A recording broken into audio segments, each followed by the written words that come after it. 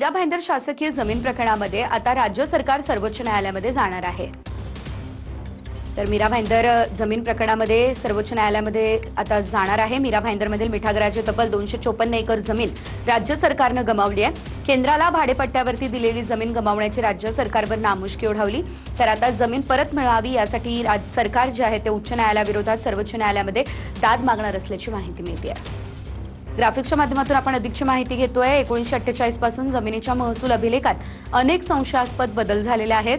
प्रथम estate कन्व्हेन्समेंट company आणि इतर त्यानंतरच मीरा सॉल्ट वर्क्स यांची नावे 7/12 वरती दाखल आहेत। शासनाने ही जमीन केवळ वापरासाठी दिलेली होती, कायमस्वरूपी मालकी म्हणून दिलेली नव्हती।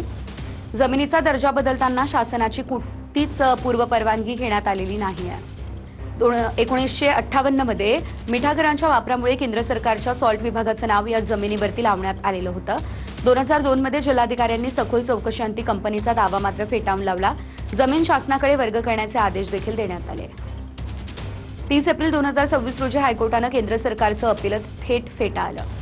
हायकोर्टाने जमीन मीरा सॉल्ट वर्क्सच्या मालकीची असल्याचा निकाल सुद्धा त्यानंतर दिलेला आहे। निकालामुळे मूळच्या सरकारी जमिनीवरती खासगी डेव्हलपर्सचं नाव कायम राहण्याचा धोका आता निर्माण झालेला आहे।